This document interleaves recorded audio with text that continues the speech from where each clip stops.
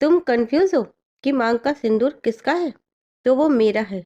ये माथे की बिंदी और गले का मंगलसूत्र भी मेरा है। सच जानने के बाद भैया को कष्ट होगा, पर उन्हें ये स्वीकारना होगा कि तुम आगे बढ़ चुकी हो।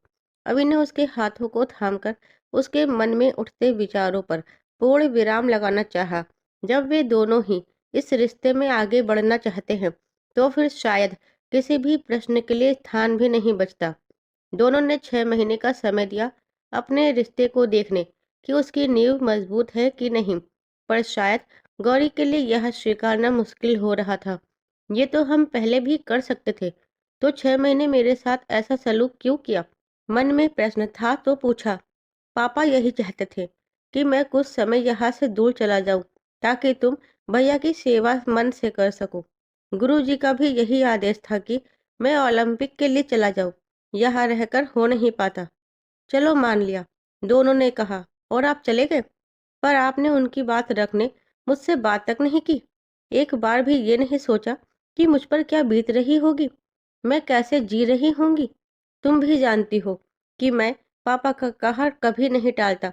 इस उम्र में आकर मैं उन्हें यह एहसास नहीं दिलाना चाहता कि जिन बच्चों के लिए उन्होंने अपना सुख कुर्बान किया, वे अपने सुख के लिए उनकी अवहेलना कर रहे हैं। उनसे वादा किया था कि तुम्हें आस नहीं दूंगा, इसलिए तुमसे बात नहीं करूंगा, और मैंने की भी नहीं। और जो मुझसे वादा किया था कि हर सुख दुख में मेरा साथ देंगे, वो भुला दिया। मेरे लिए दोनों बराबर है। तुम्हारे लिए शायद ज्यादा जिम्मेदार होना चाहिए था, पर भैया का ठीक होना भी तो जरूरी था ना। हाँ, था जरूरी। मैंने कब कहा कि नहीं जरूरी था? पर उसके लिए गौरी पिसती रहे तो किसी को क्या फर्क पड़ता था? ऐसा क्यों कह रही हो? पिछले 6 महीने मैंने हर दिन आपके कॉल का इंतजार किया, पर आपने एक बार भी कॉल नहीं किया। एक एक दिन सदियों से लंबे प्रतीत होते थे। आप रूखे हैं, क्रोधी है, ब्रह्मचारी हैं, तो गृहस्थी नहीं जानते। सब जानते हुए भी आपका मुझसे प्रेम है, मुझे ये दृढ़ विश्वास था। दिमाग अक्सर कहता कि वे छोड़कर चले गए तो क्यों आस रखती है, पर मन मानता नहीं था। आपके लिए जितना आसान था अपनी जिम्मेदारी से पल्लू छुड़ाकर भागना, काश कि मेरे लिए भी होता, तो मैं अपने घर चली जाती। मेरे घर के सब लोग यही चाहते थे कि मैं यहाँ से चली जाऊं, यहाँ तक कि रोहित भी यही चाहता था, पर मैं नहीं कर पाई, मुंह नहीं मोड़ पाई अपनी जिम्मेदारी से। मेरी माँ कहती है निरी बुद्धू है, अकल नहीं है, जो दोहरी जिंदगी चुन रही है। पर यह मैंने कब चुना था? इसे तो नियति ने मेरी किस्मत बना दिया था। किसको दोष देती? किसी को नहीं। आप ओलंपिक के लिए गए थे, अंकुल जी बिस्तर में थे, बाबूजी अकेले संभाल नहीं पाते, रोहित की पढ़ाई बाधित होती, अंकुर जी की चिंता आपको वापस ना बुला ले, आपका ध्यान ना भटका दे, इस कारण कभी यहाँ से जाने का मन नहीं किया। अंकुर जी जिनके साथ फेरे ले कस्में खाकर इस घर में आई, जब ठीक होकर मुझे पहचानने लगे तो अक्सर मेरी बदलने की वजह पूछते, और मैं बस हंस कर टाल जाती। अंदर से मन मुझे धिक्कारता, पर आपसे वादा किया था यही रहूंगी, और मैं यही रही। जाती भी कैसे? मैं चली जाती तो यह घर फिर से बिना औरत के हो जाता। इस घर को और अंकुर जी को मेरी जरूरत थी, और मैं इससे मुंह नहीं मोड़ पाई। यह सब मेरी वजह से हुआ। मैंने तुम्हें जिम्मेदारी से बांध दिया था, पर मैंने कॉल नहीं किया, तो तुमने भी तो कॉल नहीं किया। वजह तो पूछती कि क्यों नहीं करता। आप तो ओलंपिक के लिए गए थे, हो सकता था आप डिस्टर्ब हो जाते, तो मैंने नहीं किया। तुम्हें करना चाहिए था। मैं हर दिन तुम्हारे कॉल का इंतजार करता था, मैंने भी नहीं किया। पर क्यों? क्या सिर्फ आपको ये जांचना था कि मैं रिश्ते में मजबूरी में आगे बढ़ी? क्या मुझे नहीं जांचना था कि जिस शख्स को जबरदस्ती रिश्ते में बांधा गया है, वो मजबूरी में आगे बढ़ा, या सच में उसे प्रेम था? दुख के क्षणों में जो मेरे साथ आगे बढ़ते साथ चला, सफलता के शिखर पर बैठे हुए उसे मैं नजर आती हूँ कि नहीं? जबरदस्ती का हक मुझे भी जताना नहीं आता। प्रेम तो सहज है या तो नहीं है। दबोचेंगे पकड़कर रखने की कोशिश में तो घुट जाएगा। अब तो मैं वापस आ गया हूँ। क्या यह सब संभव है? क्यों संभव नहीं? कल को किसी और रिश्ते को निभाने फिर मुझे छोड़कर चले गए तो? अचानक से वहां उठ गई। गौरी क्या हुआ? मुझे जाना है। कहाँ? अंकुल जी के कमरे में। पर क्यों? भैया तो सो गए हैं। सुबह उनकी नींद जल्दी खुल जाती है। मुझे नहीं पाएंगे तो आवाजें देने लगते हैं। पापा संभाल लेंगे। मैं चाहती हूँ कि जब तक वो ठीक ना हो, यह नाटक ऐसे ही चलता रहे, वरना इतने दिन की तपस्या व्यर्थ हो जाएगी। वह कमरे से बाहर निकल कर आ गई। अभी को कुछ समझ ही नहीं आ रहा था कि गौरी ऐसा क्यों कर रही थी। गौरी रुको! वह दरवाजे पर आकर उसका हाथ पकड़ लेता है। चलो अंदर अपने कमरे में। हाथ छोड़िए। वह उसका हाथ झटक देती है और दरवाजे तक पहुंच गई। गौरी अपने कमरे में चलो। उसको अनसुना कर वह अंदर चली गई और अभी ठगा सा खड़ा था। समझ नहीं आया कि उसने ऐसा क्यों किया, पर उसके पास भी मायूस लौटने के कोई चारा नहीं बचा था। वह दरवाजा बंद कर चुकी थी। गौरी चटाई बिछाकर बैठ गई। कुछ समझ ही नहीं आ रहा था क्या करे। गौरी इस आवाज से चौंक गई। हाँ, मेरी दवाई दे जाओ। आप अभी तक सोए नहीं? वह बुरी तरह चौंक गई, क्योंकि उसे तो यही लगा था कि रोहित ने उसे दवाई दे दी होगी और वो सो चुका होगा। घबराहट के मारे उसे काटो तो खून नहीं, कहीं उसने अभी को तो नहीं देखा। पसीना छलक आया काखों पर, जिसे पल्लू से साफ किया और उठ गई। दवाई लाई और उसे हाथ का सहारा दिए उठा दिया। लगता है मालिश करते मुझे झपकी आ गई और रोहित ऐसे ही चला गया। उसने वजह बताई। कोई नहीं, आप दवाई लीजिए। वह उसके हाथ में दवाई रखती है, पर वह रुक गया। अभी तुमसे क्या बात कर रहा था? कब? वह बुरी तरह हकला गई। अभी थोड़ी देर पहले, बाहर। तुम दोनों क्या बात कर रहे थे? और इतनी देर से कहाँ थी तुम? आज उसकी बातों में सहजता बिल्कुल भी नहीं थी। शायद उसने उन दोनों को बाहर साथ देख लिया था। तुम काफी देर पहले किचन से आ गई थी। किसने बताया? रोहित ने बताया था। पर तुम कहाँ रह गई थी? उसके सवाल का कुछ उत्तर नहीं सूझ रहा था। वो मेहमान आए थे, तो उनके लाया सामान, मिठाइयाँ वगैरह पड़े थे। बाबूजी ने कहा उनको समेटकर एक कमरे में रख दूं, तो वही करने लगी थी, बताया। बस यही बात है? हाँ, और क्या होगी? गौरी उसे यकीन दिलाती बोली। ना जाने कब मैं अपने पैरों पर चलूंगा। उकता जाता हूँ लेटे लेटे। एक मायूसी भरी गहरी सांस लेकर बोला। यह जल्द ही होगा। माता रानी आई थी घर पर, तो उनके आशीर्वाद से आप जल्द चलने लगेंगे। और मैं भी यही चाहती हूँ कि मेरी तपस्या का फल मुझे इस तरह मिले कि आपको बिल्कुल पहले जैसे चलते फिरते देखूं। क्या पहले जैसे सब ठीक भी हो जाएगा? सब कुछ पहले जैसे ना भी हुआ तो क्या हुआ अंकुर जी? जिंदगी में हर चीज हमारे अनुसार तो नहीं होती, पर हम उम्मीदें और आशाएं नहीं छोड़ते। ना हम जीना छोड़ते हैं, ना चलना छोड़ते हैं, और ना आगे बढ़ना, क्योंकि चलना ही तो जिंदगी है। जब हमें लगता है कि चीजें हमारे अनुसार नहीं हुई, तो मायूस हो जाते हैं और हमारे लिए जैसे वक्त वही ठहर जाता है। पर जिंदगी नहीं ठहरती, वह चलती रहती है। आप अपने पैरों पर चलेंगे, अपनी मर्जी से जीवन जिएंगे, अपनी जॉब पर वापस लौटेंगे। क्या ये आपका सपना नहीं? हाँ, क्यों नहीं। बस यह जल्द ही होगा। लीजिए, जल्दी से दवाई लीजिए और सो जाइए। जितना आप आराम करेंगे आपके लिए अच्छा है। उससे दवाई लेकर अब वह लेट गया, पर गौरी को नींद नहीं थी। वह करवट बदल रही थी और अभी भी समझने में बिल्कुल असमर्थ कि गौरी चली क्यों गई। वह उससे प्यार करती है फिर भी। दोनों ने यह रात आंखों आंखों में ही गुजारी। सुबह फिर एक नए दिन का आगाज हुआ। अंकुर रोज जल्दी उठता है और उससे पहले गौरी हमेशा की तरह उठ जाती है और अपनी दिनचर्या में लग गई। सुबह के नाश्ते के बाद बाबूजी दुकान चले गए, रोहित स्कूल, और अब घर पर अभी गौरी और अंकुर ही थे।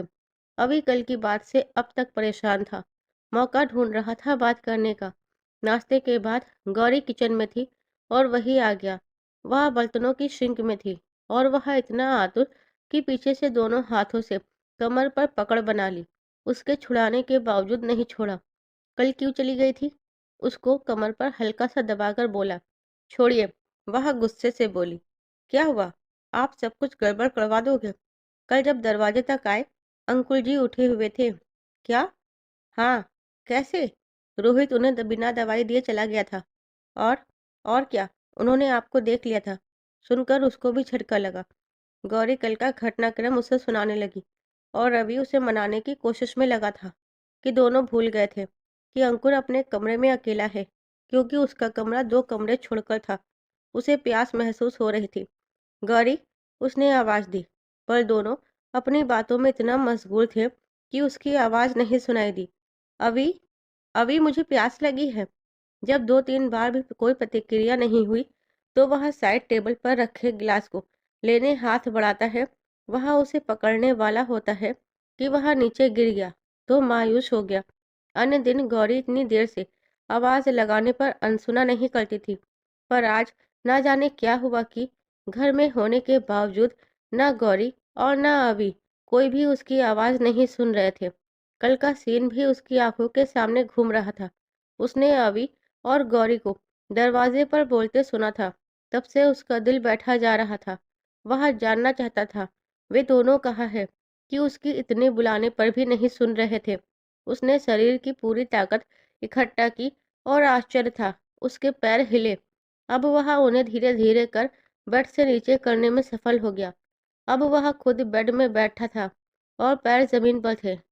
उसने दोनों हाथ बेड में टिकाए और पूरी ताकत लगा उठने की कोशिश की। ऊपरी हिस्सा वह उठा लेता था, पर शरीर कमजोर होने के कारण पैर नहीं उठा पाता था। पर उसे पैरों में जान लग रही थी। उसे पानी पीना था और बाहर जाना चाहता था, जिसके लिए जग तक पहुंचना पड़ेगा। वह पूरा जोर लगाता है और अब दोनों पैरों पर खड़ा होने की कोशिश करता है कि लड़खड़ाकर गिर गया। पर इस दौरान वह 2 कदम चला।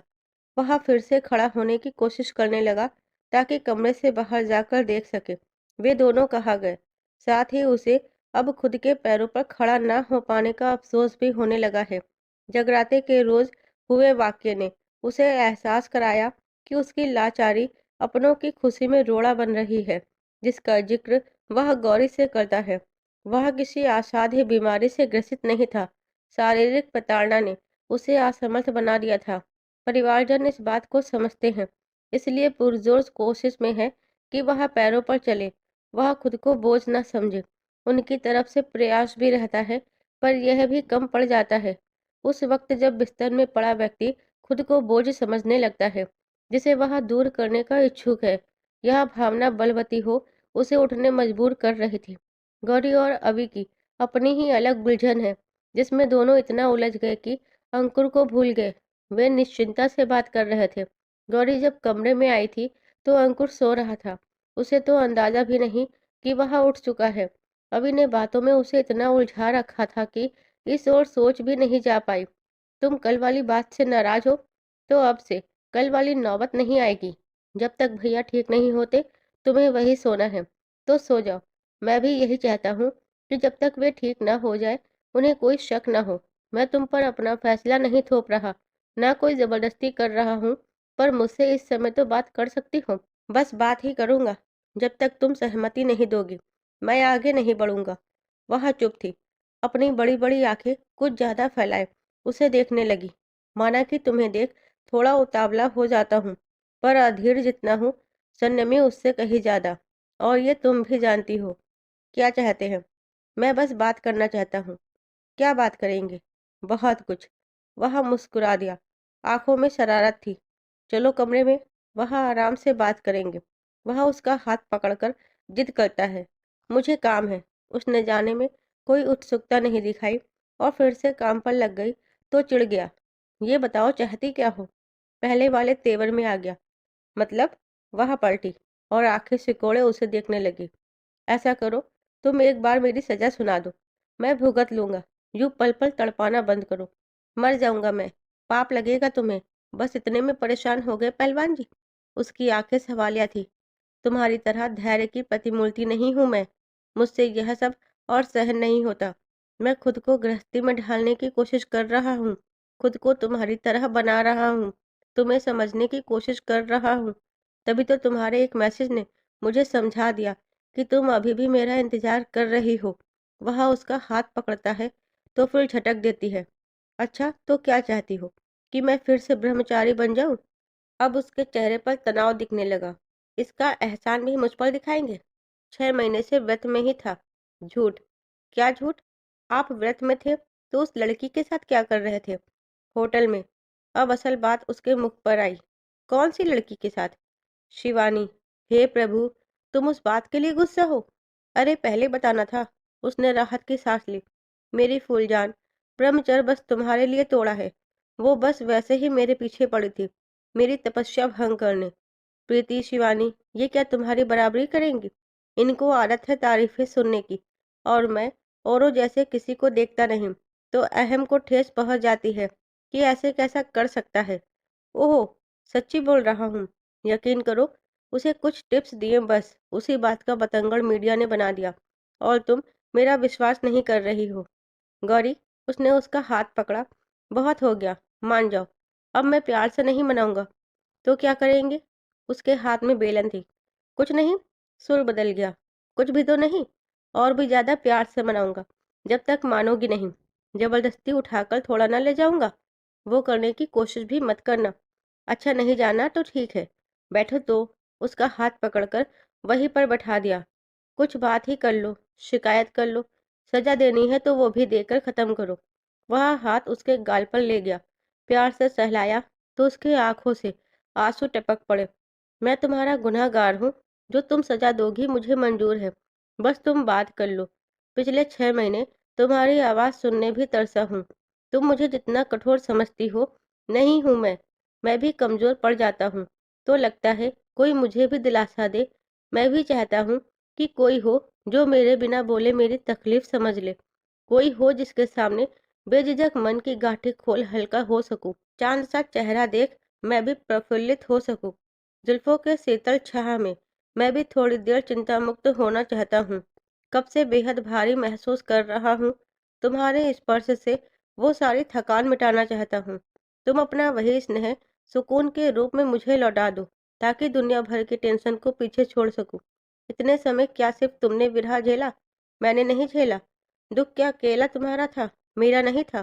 खोया क्या सिर्फ तुमने था, मैंने नहीं? जानता हूँ तुम्हारे साथ गलत हुआ, पर मेरे साथ क्या अच्छा हुआ था? कभी खुद को मेरी जगह पर रखकर देखोगी तो समझोगी कि मैंने यह सब क्यों किया। वह उससे बात करने लगा और गौरी भी सिर पीछे दीवार से टिका लेती है।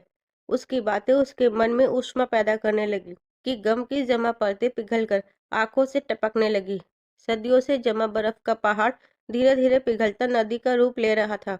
उधर कमरे में काफी देर आवाज देने पर भी जब दोनों ने कोई प्रतिक्रिया नहीं दी, तो अंकुर आवाज देना बंद कर देता है और घिसलता टेबल तक पहुंच गया। हाथ बढ़ाकर पानी का जग उठा, गिलास में डालकर पानी पी लिया। प्यास तो बुझ गई, पर न जाने मन में कैसे ख्याल आकर परेशान कर रहे थे। पिछले 2 रोज से अतीत के चलचित्र आंखों में झिलमिलाकर परेशान कर रहे हैं, पर वो पूरी फिल्म नहीं जोड़ पा रहे। आखिर उसे याद क्यों नहीं आ रहा कि वह इतने दिन हॉस्पिटल में ही था, या कहीं और? प्रताड़ना के जो निशान उसके जेहन व शरीर में मौजूद है, उनकी वजह क्या है? गौरी अभी का बदला व्यवहार भी परेशान कर रहा था। जो अभी गौरी से दूर भागता था, वह उससे क्या खुसर फुसर कर रहा था। कुछ तो था जो उससे छिपाया जा रहा था। जग नीचे रखा और दोनों हाथों से बेड पकड़ लिया। प्रभु नाम लिया और पूरी ताकत इकट्ठा कर उठ गया। टांगे कांप रही थी, पर उनको मजबूती से फर्श में जमाया और अब वह अपने दोनों पैरों पर खड़ा था। इस बार वह गिरा भी नहीं कि होठों पर मुस्कान आ गई। वह बेड में फिर से बैठ गया ताकि उठने की ताकत जुटा सके। फिर एक बार कोशिश हुई और अब वह न बल्कि मजबूती से खड़ा था, धीरे धीरे चलता दरवाजे तक आ गया था। पर अब आवाज नहीं देता, बल्कि गौरी को सरप्राइज देगा। वह उसे सामने पाकर कितनी खुश हो जाएगी, यही सोच कमरे से निकल हॉल में आया, पर वह किसी को ना पाकर आश्चर्य 2 गुना हो गया। गौरी किचन में होगी। धीरे धीरे चलता किचन के पास आया कि कानों में धीमी आवाजें आ रही थी। गौरी किचन में ही है, पर किससे बात कर रही है? उत्सुकता हुई और वह अंदर किचन में आ गया। सामने जो दृश्य था अकल्पनीय था। वह यह भी देखेगा, कभी सपने में भी नहीं सोचा था। जितनी खुशी पैरों पर चलने की थी, उससे कहीं अधिक हैरानी व दुख यह मंजर आंखों से देखने के बाद हो रहा था। गौरी और अभी इतने करीब थे कि अभी गौरी का हाथ हाथ में थामे था और गौरी भी उससे जैसे बात कर रही थी, वह सामान्य तो नहीं था। वो भी किचन के फर्श में बैठकर भला क्या बात कर रहे थे? अपनी बर्बादी का मंजर देख दुखी होना लाजमी था, पर आंखों के होने पर अफसोस होता है। अगर अपना गुलिस्तान लूटने वालों में अपने ही अजीज शामिल हो, एक तरफ उसका प्रिय भाई और एक तरफ उसकी पत्नी, यह आघात इतना बड़ा था कि लगा दिल के 1000 टुकड़े होकर वह दर्द से छटपटा रहा हो। गौरी! अभी! बोलते हुए आवाज लड़खड़ा गई। सिर चकरा गया। उसकी आवाज़ से अभी और गौरी बुरी तरह चौंक उठे। भैया! अभी उठकर उसकी तरफ लपका। वह नीचे गिरता उससे पहले उसे दोनों हाथों में थाम लिया। भैया आप चलने लगे? वह खुशी से बोल रहा था, पर जो बोल रहा था उसे कुछ सुनाई नहीं दे रहा था। भैया आप चलने लगे? ना चलता तो अच्छा था। ऐसा क्यों कह रहे हो? कम से कम ये तो ना देखना पड़ता कि मेरा जान से प्यारा भाई और मेरी प्यारी पत्नी मुझे धोखा दे रहे हैं। आज तुम पर नहीं, खुद पर घिन आ रही है। वह उसका हाथ झटकता है और अभी क्षण खड़ा हो गया। धीरे धीरे चलता आंगन में लगे मंजे पर आकर लेट गया। अभी दौड़ता आया। भैया मत बोल मुझे भैया। भैया आप गलत समझ रहे हैं। वह उसका हाथ झटक देता है। गलत करते तुम्हें शर्म नहीं आई तो मुझे गलत समझने में क्या आएगी। वह आंखें बंद कर लेता है। अभी ने पीछे मुड़कर देखा। गौरी आंखों में आंसू भरे जड़ नहीं थी। कुछ समझ नहीं आ रहा था उसे भी कि क्या हो गया। दीवार से घिसटती बैठकर रोने लगी। उसे इसी दिन का डर था। खुश थी कि अंकुर पैरों पर चलने लगा, पर अनजाने उसे खुशी देने के बजाय दुख का कारण भी बन गई है। अंकुर बेहद आहत है। कैसे वह इतना बड़ा सच स्वीकारेगा? आंखों से आंसू टपक रहे थे। वह इस दर्द को अंदर तक महसूस कर घुट रहा था। अभी तो बिल्कुल बौखलाया हुआ था। कुछ समझ नहीं आया तो बाबूजी को फोन लगाया कि तुरंत घर पहुंचे। बाबूजी भी आनन फानन में घर पहुंचे। तब तक अंकुर बेहोश हो गया था। पापा! उन्हें देख दरवाजे की तरफ दौड़ा। क्या हुआ अंकुर को? भैया कमरे से चलते किचन में आ गए। खुद से चलकर? हाँ। फिर वहाँ मैं और गौरी थे और उन्होंने हम दोनों को साथ देख लिया। सुनकर गुस्से से बौखला गए। अरे वो बैल बुद्धि! कितनी दफा समझाया था तुझे, पर आखिर तेरी बुद्धि में बात नहीं आती। तूने तो वो कर दिया जो मैं नहीं चाहता था। पापा मुझे क्या पता था भैया। मुंह बंद कर अपना और जा जल्दी पानी लेकर आ और गाड़ी बाहर निकाल। इसे हॉस्पिटल ले जाना है। ठीक है। वह आंसू साफ करता पानी का लोटा उन्हें पकड़ाता है। वे उसके चेहरे पर छींटे मारते हैं। इतने में अभी गाड़ी बाहर निकालता है और अंकुर को उठाकर गाड़ी में डाला। दोनों हॉस्पिटल की तरफ चल पड़े। पापा! भैया ठीक तो हो जाएंगे? ये तो डॉक्टर ही बताएगा। इसे बेहोश तो नहीं होना चाहिए था। वे उसके चेहरे पर पानी के छींटे मार रहे थे। ये गलत हो गया। ये नहीं होना चाहिए था। सॉरी। तुझे कितना समझाया था, पर तू बिल्कुल बेसब्र हो जाता है। इनको सच पता चलना ही था। हाँ, पर इस तरह नहीं, धीरे धीरे। अब ना जाने क्या होगा। कहीं यह सब बातों को दिल पर ना ले ले। सोचकर वे चिंतित हो उठे। थोड़ी देर बाद हॉस्पिटल पहुंच गए। जल्दी से उसे एडमिट करवाकर उसका इलाज शुरू करवाया गया। डॉक्टर साहब, ये बेहोश क्यों हो गया?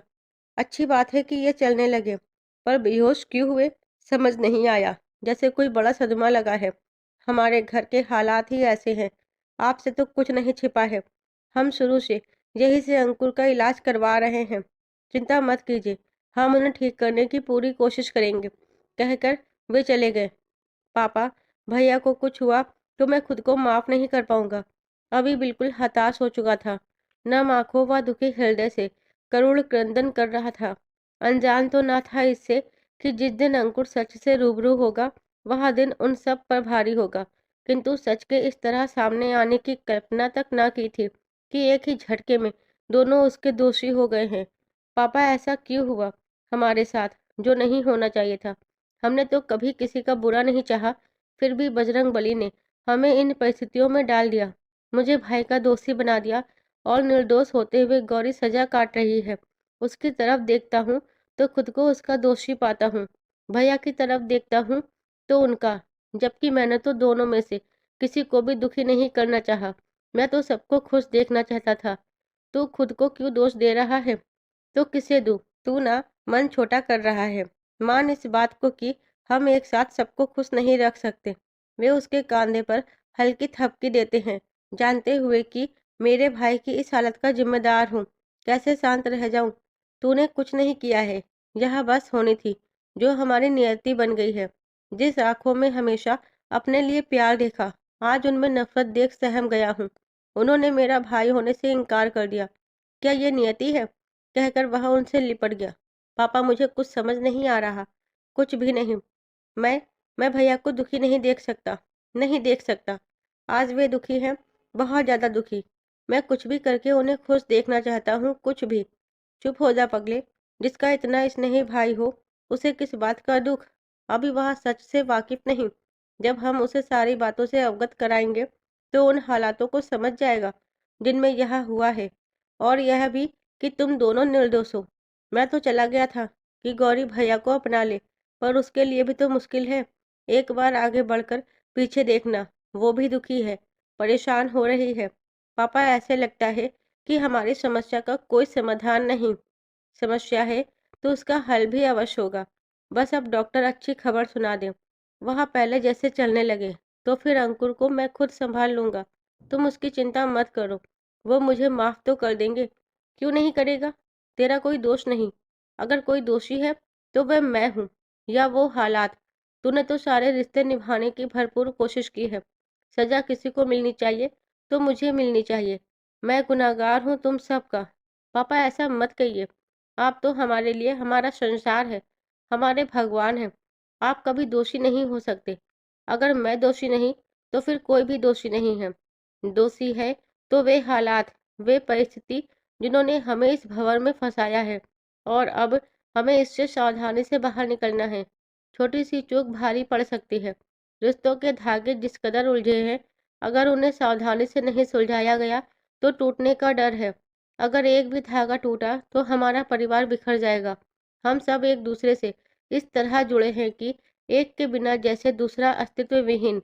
एक भी दुखी रहा तो कोई चैन से नहीं जी पाएगा। उन्होंने गंभीरता का लवादा ओढ़ लिया। कैसे ठीक होगा सब? जिसने इन तानों को उलझाया है वही सुलझाएंगे भी, और इस अबूझ पहेली का हल भी बताएंगे। उन्होंने गहरी सांस ली और चुप हो गए। वातावरण में गहरी नीरवता छा गई, जिसे डॉक्टर के पदचापों ने तोड़ा। तो दोनों उनकी तरफ देखने लगे। कैसा है मेरा अंकुर? दोनों ने उनकी तरफ आशा भरी निगाहें टिकाई। ठीक है, होश में आ गया है। हाँ, उस समय घबराहट व गहरे दुख की वजह से सदमा सा लगा, जिसे स्वीकार नहीं कर पा रहे थे। क्या हम उससे मिल सकते हैं? नहीं, अब आप उन्हें सुबह ही मिल सकते हैं। उनका दिमाग काफी टेंस हालत में था, तो उसे रिलैक्स मिले। कुछ इंजेक्शन दिए हैं जो उन्हें सुबह तक सुलाए रखेंगे। अगर जागे रहे तो परेशान रहेंगे। डॉक्टर ने वजह बताई। वो बिल्कुल ठीक है ना? चिंता की कोई बात तो नहीं? फिलहाल तो नहीं। आई थिंक अब समय आ गया है कि उन्हें सच बता दिया जाए, ताकि वे भी समझे कि उन्हें धोखा दिया नहीं जा रहा था, बल्कि उनकी अनुपस्थिति में यहाँ जो घटनाक्रम घटित हो चुका है उससे अवगत करवाइए। जो सच्चाई है वे उसे देखेंगे तो यह किन हालातों में हुआ उसको समझ पाएंगे, और शायद उन्हें वो भी याद आ जाए जो वे भूल रहे हैं।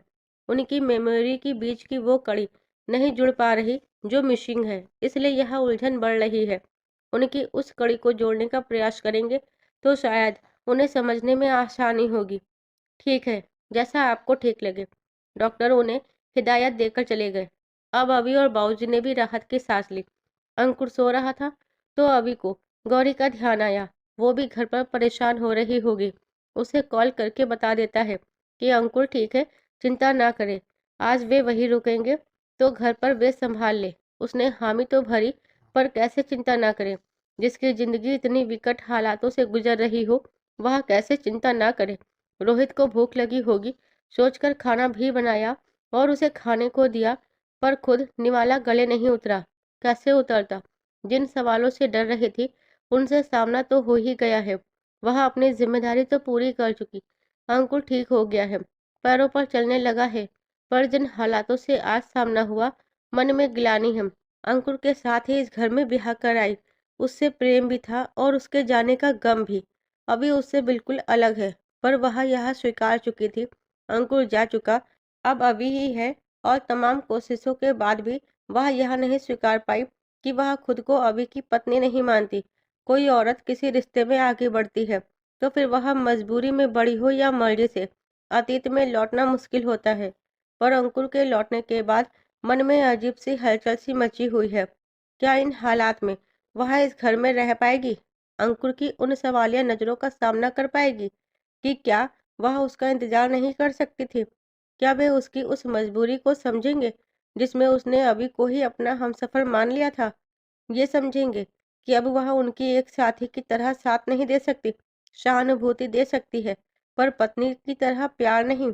एक तरफ अंकुर और एक तरफ अभी। कहीं वह दोहरी जिंदगी जीने मजबूर तो नहीं हो जाएगी, इन बदलते कमरों की तरह। उसके लिए रात आत्म मंथन की थी।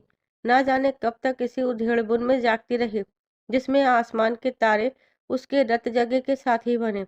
आखिर करवटें बदलते पलकों को मूंद कर, विश्राम देकर, सारी परेशानियों को परे झटका और सो गई। सुबह अपने नियत समय पर उठी, स्नान किया, सुबह की पूजा आरती कर, सूर्य को अर्घ दिया और तुलसी को जल चढ़ाकर झाड़ू बुहार करने के बाद नाश्ता बनाया और रोहित को नाश्ता दिया।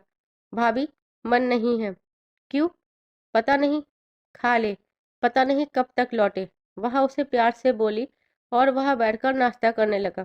दोपहर में लौटूंगा, तब तक भैया पापा भी घर आ जाएंगे, तो दोपहर में सबके लिए खाना बना देना। वह उससे कहता है, तुम ही आकर बना लेना। क्यों?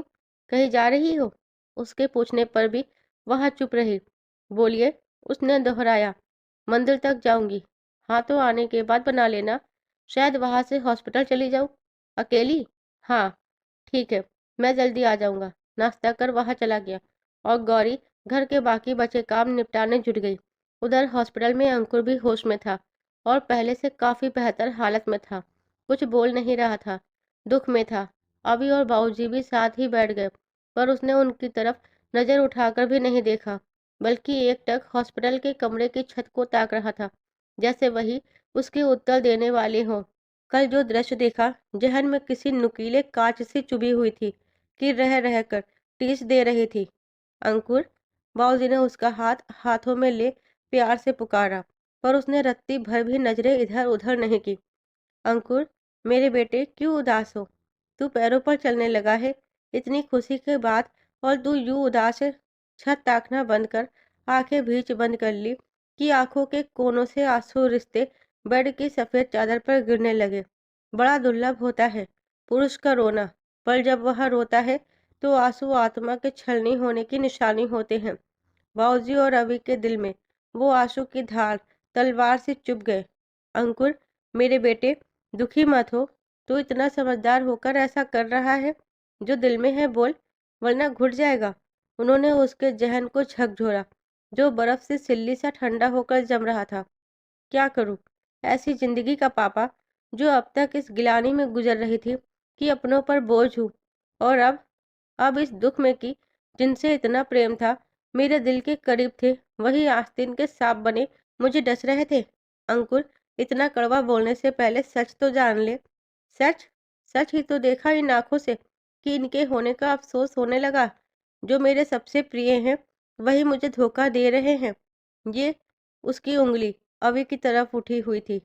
पापा, ये अवि, जिसे मैं इतना साफ मन समझता था, भोला भंडारी कहता था, ये मन में कितना बड़ा कपट रखता था।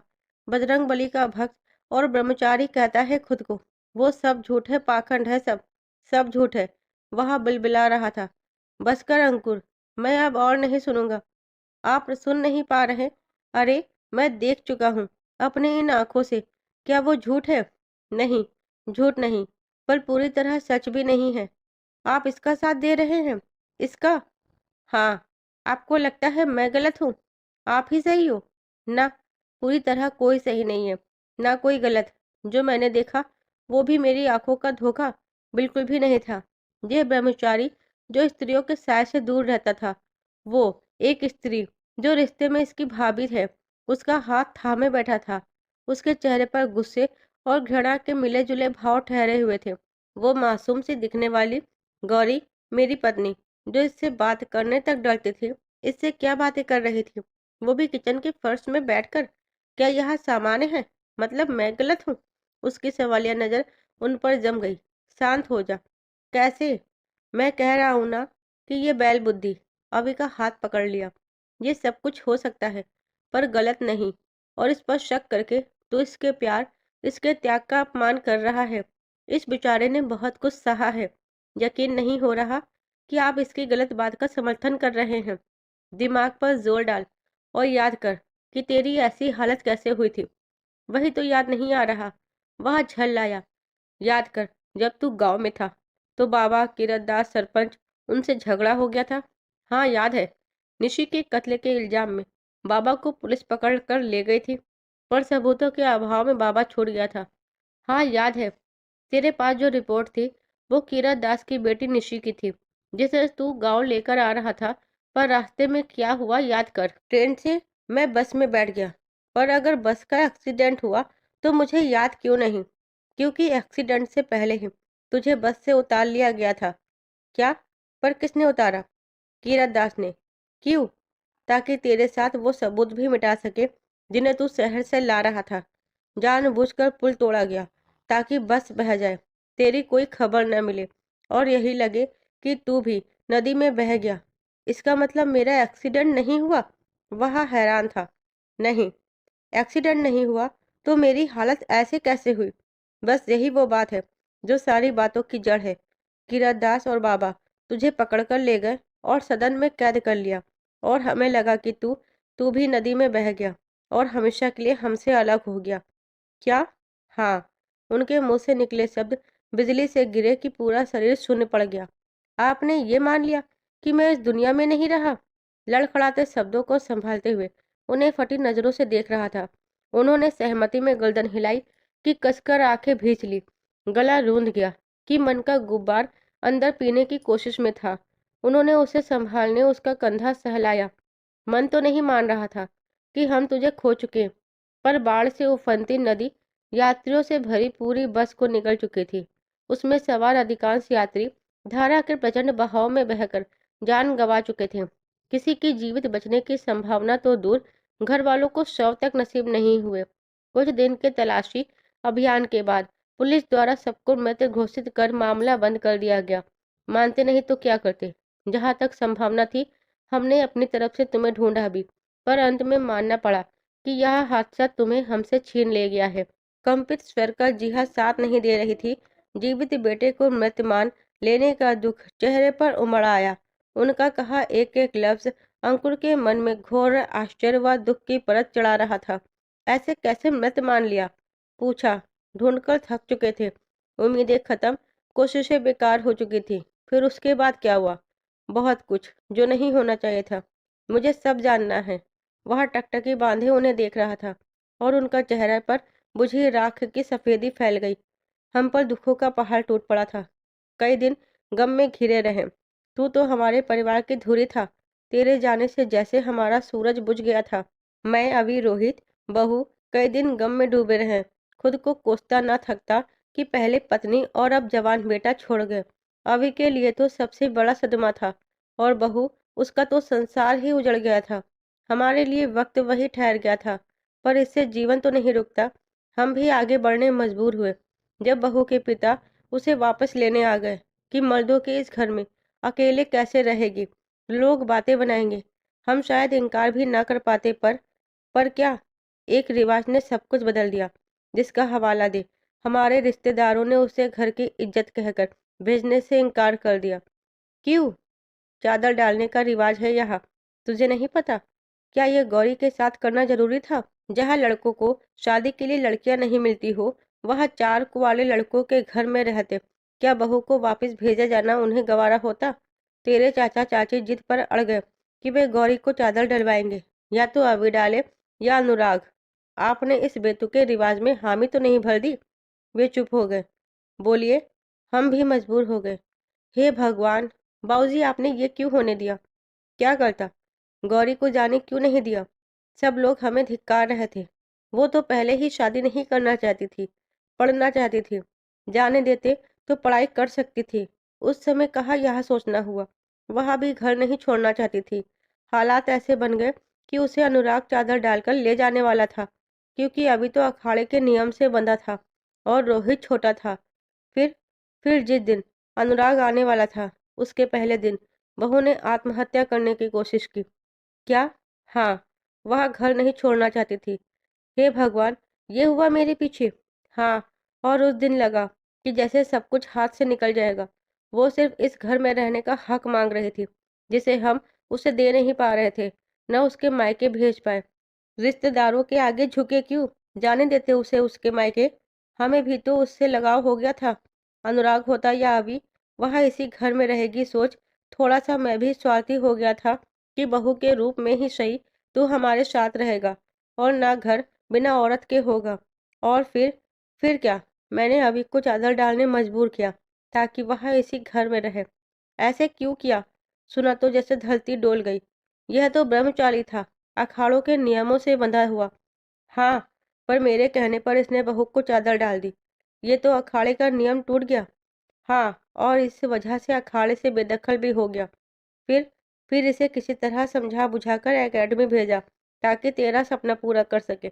अंकुर की आंखों से आंसू टपक पड़े।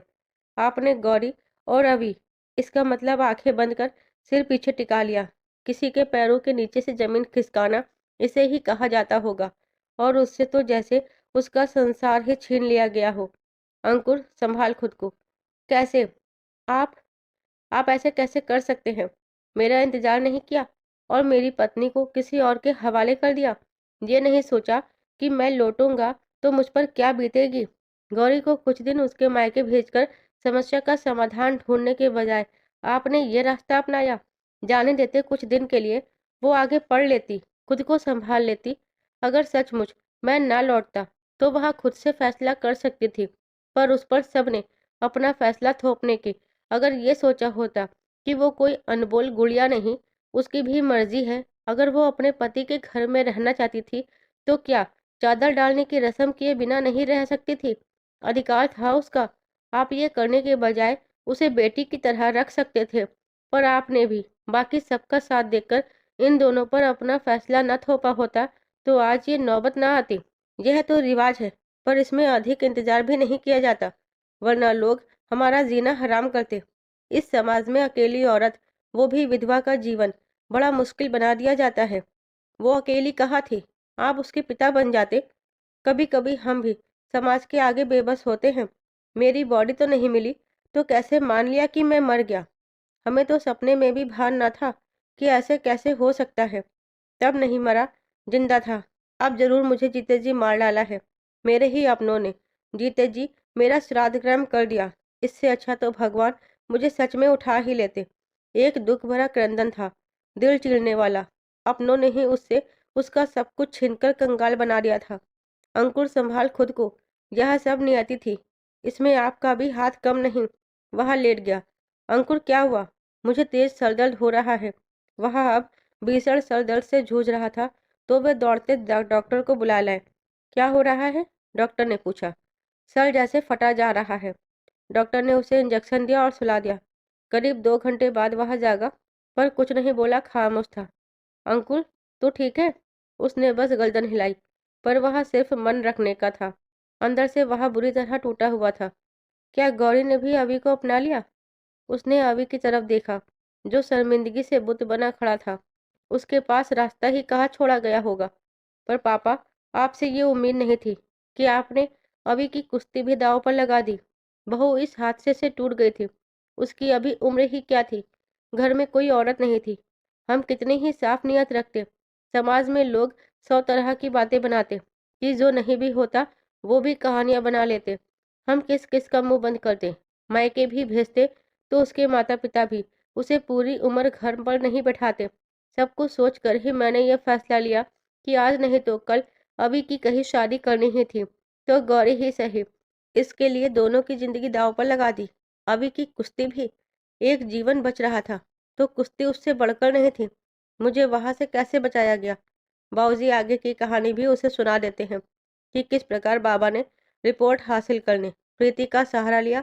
जब वह कामयाब नहीं हुई, तो गौरी और वीडियो बाबू के बच्चे को उठाकर ले गए। गौरी को कैद करना, श्रेया का मरना, बाबा का असल रूप सबके सामने आना, और फिर बाबा का खेल खत्म होना, उसका जेल जाना, और उसकी सदन से बरामदगी। तू वापस मिल गया था, पर तुझे कुछ भी याद नहीं था। तुझे सेवा व प्यार की जरूरत थी। मैंने अभी को यहाँ से जाने को कहा ताकि गौरी तेरी पत्नी की तरह सेवा कर सके, पर वह दुविधा में थी। मैंने अपने बेटे की भीख मांगी ताकि वो तेरे कमरे में रहे, और वो मान गई। पर वह यह तो नहीं भुला सकती कि वह अब अभी की पत्नी है। वे बोले जा रहे थे और उसे गौरी का व्यवहार याद आ रहा था, जो वो उसके करीब आने पर करती थी। इसमें किसी का कसूर नहीं, बस नियति का कसूर है। अभी हम सबसे बहुत प्यार करता है। तू इसको गलत समझेगा तो इसके साथ गलत होगा। इसमें ना इसका, ना बहू का, किसी का कोई दोष नहीं है। बाबा की करतूतों ने यह सब होने दिया है। मुझे पहले ही सच क्यों नहीं बताया? हम सबने निश्चय किया था कि जब तक तू ठीक नहीं हो जाता, तब तक तुझे सच नहीं बताएंगे। उसके बाद तू खुद फैसला कर सकता है। आखिर तू खुद समझदार है। मुझे तुझ पर यकीन है कि तू जो भी फैसला करेगा सही होगा। उसने अभी की तरफ देखा, जो उसकी तरफ ही देख रहा था। आंखों में अथाह दुख था। थोड़ी देर पहले उसने अभी के लिए कितना बुरा सोच लिया था, जबकि वह उसे बचपन से जानता था। फिर भी अब तो उसे वो भी दोषी नजर आ रहा था। कभी कभी आंखों देखा भी झूठ हो सकता है। उसे कुछ भी पूछने की हिम्मत नहीं हो रही थी। मैं एक बार गौरी से बात करना चाहता हूँ कि वो क्या चाहती है। उसने थोड़ी देर गहरी सांस लेकर कहा। घर चल, फिर पूछ लेना। तेरा हक है पूछने का, ताकि तू भी चीजों को स्वीकार कर सके। मैं भी पहले यही चाहता था कि बहू तुझे स्वीकार ले। इसलिए मैंने इसे यहाँ से दूर भेजा, ताकि वह सही फैसला ले सके। आखिर बेहतर वो तेरी ही थी। मुझे लगा हमसे जो गलती हुई उसे सुधार रहा हूँ। पर मैं ये नहीं समझ पाया कि जिंदगी की किताब जब लिखी जाती है तो उसमें गलतियों को मिटा सके ऐसी कोई रबड़ नहीं होती। गलतियों की सजा होती है, अफसोस होता है, या उनसे सीखकर आगे बढ़ा जा सकता है, पर उन्हें मिटाया नहीं जा सकता। उस समय के हालात ही ऐसे बने कि इन दोनों का रिश्ता बदलकर पति पत्नी का हो गया। दोनों इस रिश्ते को स्वीकार ले, इसमें मेरा भी बराबर का योगदान है। बहू तुझे नहीं भुलाना चाहती थी और ये ब्रह्मचर्य छोड़ उसे नहीं अपनाना चाहता था, पर धीरे धीरे दोनों ने इस सच को स्वीकार लिया। यह सुनते ही उसके दिल में तेज दर्द हुआ, जैसे किसी ने कांटा भेद दिया हो। आंखें मूंद ली। आंसू का कतरा उसके गाल पर अटका, जो उसने उंगली के पोरों से साफ कर लिया। तुम भी बहू से बात कर लो। सबसे अधिक दुविधा में तो वही है। तुम चाहो तो उसे इस दुविधा से निकाल सकते हो। उसके बाद जो भी फैसला करेगी हम सब मानेंगे। तुम दोनों को भी इसे किस्मत का कड़वा घूंट समझ पीना है और समझदारी के साथ कदम आगे बढ़ाना होगा, ताकि हमारा परिवार ना बिखरे। वो जिसे चुनेगी वह उसके साथ रहेगा और दूसरे को उसे भूलना होगा। वे अपनी बात दृढ़ता से रखते हैं। पर अभी अंकुर गौरी से बात करना चाहता था, तभी कुछ निर्णय ले सकता था। हॉस्पिटल से छुट्टी ली और घर की ओर चल पड़े। गया तो सदमे की हालत में था, पर लौटा तो जैसे सब कुछ साफ उसी तरह था जैसे बारिश के बाद आसमान बिल्कुल साफ हो जाता है। वह समझ चुका था कि वह कितना बड़ा नुकसान उठा चुका है। आराम से उतर। अभी ने गाड़ी घर के बाहर रोकी तो बाबूजी अंकुर को गाड़ी से उतारने में मदद करते बोले।